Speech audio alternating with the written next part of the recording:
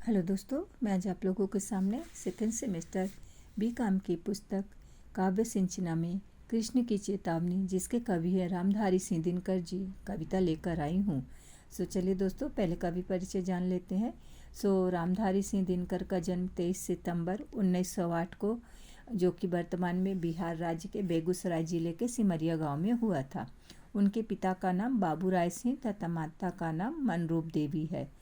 इनकी जो पढ़ाई है, कमज़ोर आर्थिक स्थिति अच्छी ना होने के कारण पढ़ाई में समस्याएं आती रही और अधिकांश कक्षाएं जो है लंच के बाद छोड़नी पड़ती थी। इनको जो है हिंदी, संस्कृत, मैथिली, बंगाली आदि साहित्य जैसी अन्य भाषाओं में पढ़ने लगे थे। और इनकी जो पहली प्रकाशित पुस्तक है 1924 में हुई है, जिसका नाम था छात्र सहोदर। और दिनकर जी की सबसे प्रसिद्ध रचना है संस्कृति के 4 अध्याय। और दिनकर जी का जो निधन हुआ है 24 अप्रैल 1974 को चेन्नई में हुआ है। तो चलिए दोस्तों, कृष्ण के चेतावनी, जो कि एक कृष्ण जो है ये हस्तिनापुर में शांति दूत बनकर जाते हैं, बट कृष्ण की बात को जो है दुर्योधन नहीं मानता है, तो उसके बारे में बता रहे हैं। कृष्ण समझाने की कोशिश किए थे बट नहीं माना है, तो वही है। वर्षों तक वन में घूम घूम बाधा विघ्नों को चूम चूम, सह धूप घाम पानी पत्थर पांडव आए कुछ और निखर, सौभाग्य न सब दिन सोता है देखे आगे क्या होता है।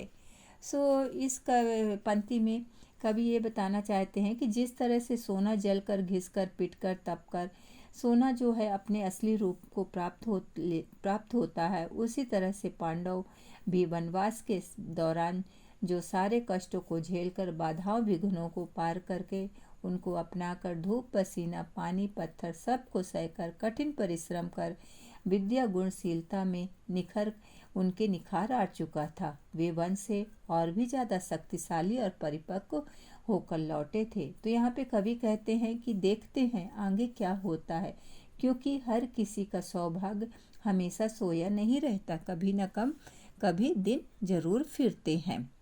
मैत्री की राह बताने को, सबको सुमार्ग पर लाने को, दुर्योधन को समझाने को, भीषण विध्वंस बचाने को, भगवान हस्तिनापुर आए पांडव का संदेशा लाए।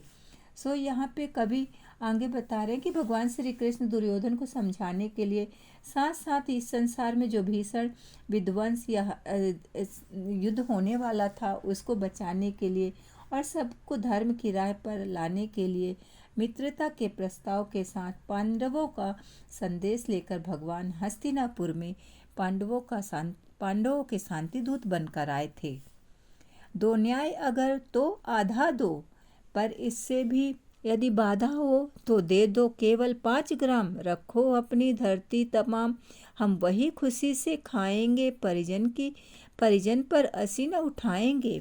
यहाँ पे जो कवि श्री कृष्ण के माध्यम से बताना चाहते कि श्री कृष्ण ने कहा कि न्याय तो यही होगा, उचित तो यही है कि आप पांडवों को आधा राज्य दे दें, लेकिन यदि आधा राज्य देने में भी आपको तकलीफ है, आप नहीं दे सकते हैं, तो आपको उनको पांडवों को 5 गांव देने में कोई परेशानी आपत्ति नहीं होगी। पांडवों को केवल 5 गांव ही दे दे, वे 5 गांव लेकर ही संतुष्ट हो जाएंगे। पांडव इस बंटवारे पर भी कोई प्रश्न किए बिना आपका सम्मान करते हुए कोई भी तलवार नहीं उठाएंगे। यह बंटवारा वे सहर्ष स्वीकार करके खुशी खुशी अपना जीवन बिताएंगे। दुर्योधन वह भी दे न सका आशीष, समाज की ले न सका, उल्टे हरि को बांधने चला, जो था असाध्य साधने चला, जब नाश मनुष्य पर छाता है, पहले विवेक मर जाता है। यहाँ पे कवि बता रहे हैं कि दुर्योधन को जब कृष्ण की बात सुनते हैं तो 5 गांव देने के लिए, तो दुर्योधन सीधे मना कर देता है कि मैं 5 गांव नहीं दूंगा। 5 गांव तो क्या, मैं सुई की नोक के बराबर भी पांडवों को जमीन नहीं दूंगा। उसने स्वीकार नहीं किया। समाज से जो उसे आशीर्वाद मिलता था उससे तो वह वंचित रहा ही, उल्टे भगवान को ही बंदी बनाने का आदेश दे दिया। जिन्हें आज तक कोई साध नहीं सका, कोई समझ नहीं सका, उसे दुर्योधन ने निशाने पर ले लिया। इसी पर कवि कहते हैं कि जब व्यक्ति का नाश होता है, समीप आ जाता है नाश, तो उसकी बुद्धि पहले खत्म हो जाती है, वो किसी की नहीं सुनता। हरि ने भीषण ओंकार किया, अपना स्वरूप विस्तार किया, डगमग डगमग दिग्गज डोले, भगवान कुपित होकर बोले, जंजीर बढ़ाकर साध मुझे, हाँ हाँ दुर्योधन बांध मुझे। तो जब दुर्योधन ने भगवान को बांधने की कोशिश की तो भगवान को बहुत गुस्सा आया दुर्योधन के इस व्यवहार से, और वे गुस्से में आकर बोले और ललकार कर कहने लगे, और उन्होंने अपना जो सही रूप है उसका विस्तार किया, उसने दुर्योधन को दिखाया। इस प्रकार राजसभा में जितने भी उपस्थित लोग थे, महारथी, दिग्गज, द्रोणाचार्य, भीष्म पितामह, सब के सारे का शरीर हिलने लगा। पूरी राज्यसभा में जो है हिलने डुलने लगी। तब भगवान श्री कृष्ण गुस्से से होकर कहते हैं कि दुर्योधन आ और अपनी जंजीर बढ़ाकर मुझे बांध के दिखा, मुझे बांध। देखो, यह देख गगन मुझ में लय है, यह देख पवन मुझ में लय है, मुझ में विलीन झंकार सकल, मुझ में लय है संसार सकल, अमृत फूलता है मुझ में, संहार झूलता है मुझ में। सब यहाँ पे श्री कृष्ण कहते हैं कि हे दुर्योधन, मुझ में ये आकाश, पवन, ये सारी दुनिया मुझ में ही विलीन है, मुझ में ही समाई हुई है। इस धरती पर जो जीवन है और मृत्यु का जो चक्र है वो मुझ में ही, सब कुछ मुझसे ही होता है। आगे चलते दोस्तों। उदयाचल मेरा दीप्त भाल, भूमंडल वक्ष स्थल विशाल, भुज परिधि बंध को घेरे है, मैनाक मेरु पग मेरे हैं, दीप्ते जो ग्रह नक्षत्र निकर, सब है मेरे मुख के अंदर। सो यहाँ पे कवि बता रहे होते हैं कि कृष्ण कहते हैं कि हे दुर्योधन देख, श्री कृष्ण जब अपने स्वरूप को दर्शाते हुए कहते हैं, फिर वे उदयाचल से निकलता हुआ, धधकता हुआ जो उदय हुआ पर्वत है, वे कृष्ण कहते हैं कि वो मेरे मस्तक है, समस्त भूमंडल मेरा वक्ष स्थल है, छाती है, और मेरे पैर हिमालय का पुत्र स्वयं मैनाक मेरु है, मेरे मुख के अंदर ग्रह नक्षत्र सभी का झुंड समूह समाया हुआ है, तो तू मुझे देख। आगे कहते हैं दोस्तों, दृग हो दृश्य अखंड देख, मुझ में सारा ब्रह्मांड देख, चर अचर जीव जग क्षर अक्षर, नश्वर मनुष्य सुर जाति अमर, सतकोटि सूर्य सतकोटि चंद्र, सतकोटि सरित सर सिंधु मंद्र, सतकोटि विष्णु ब्रह्मा महेश, सतकोटि विष्णु जलपति धनेश, सतकोटि रुद्र सतकोटि काल, सतकोटि दंडधर लोकपाल, जंजीर बढ़ा साध इंधे, हाँ हाँ दुर्योधन बांधे इन्हें। सो यहाँ पे कवि बता रहे होते हैं, कृष्ण के माध्यम से कृष्ण कहते हैं कि हे दुर्योधन, तेरे में अगर दृष्टि है तो देख सकता है तो देख मुझे, मेरे स्वरूप को देख। ये दुनिया, ये जीव, ये चर, ये अचर, ये नश्वर, ये अनश्वर, ये नष्ट होने वाले जीव, देवता, दानव, अमरत्व को प्राप्त होने वाले करोड़ों सूर्य, करोड़ों चांद, करोड़ों नदियाँ, करोड़ों तालाब, सागर, पर्वत, ब्रह्मा, विष्णु, महेश, वरुण, कुबेर, ये सब यमराज, समस्त ब्रह्मांड मुझ में ही समाया हुआ है। हे दुर्योधन, अब तू बढ़ा जंजीर और इन सबको भी बांध सकता है तो इनको बांध के दिखा। भूलोक अतल पाताल देख, गत और अनागत काल देख, यह देख जगत का आदि सृजन, यह देख महाभारत का रण, मृतकों से पटी हुई भू है, पहचान इसमें कहाँ तू है।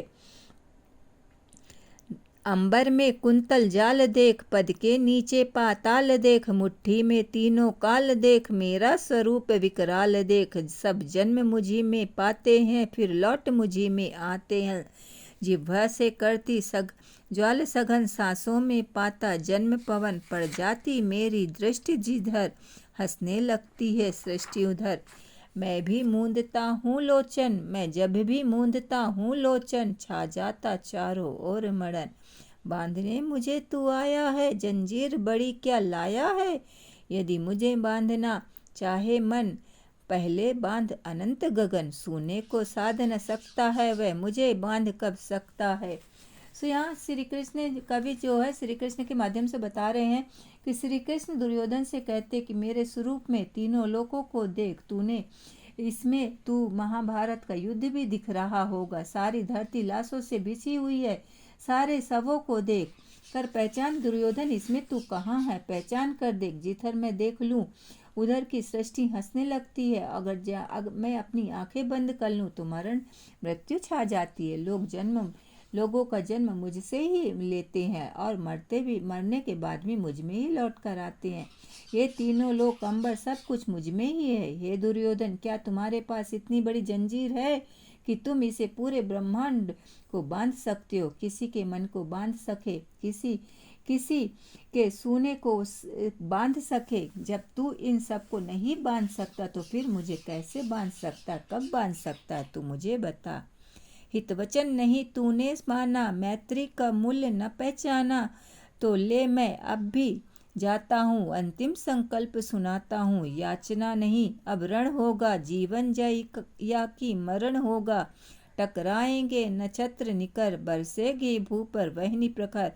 फण शेष नाग का डोलेगा, विकराल काल मुंह खोलेगा। दुर्योधन रण ऐसा होगा फिर कभी नहीं जैसा होगा। भाई पर भाई टूटेंगे, विष बाण बूंद से छूटेंगे। वायस्र गाल सुख लूटेंगे, सौभाग्य मनुज के फूटेंगे। आखिर तो भूसाई होगा, हिंसा का परदाई होगा।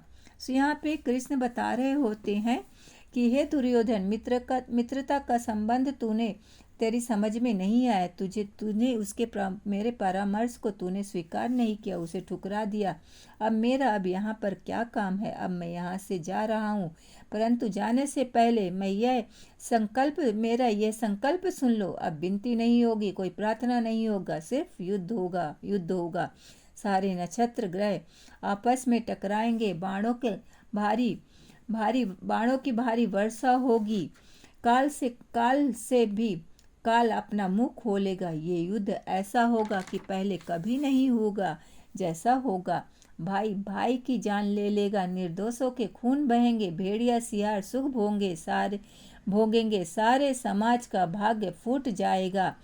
और इस भीषण हिंसा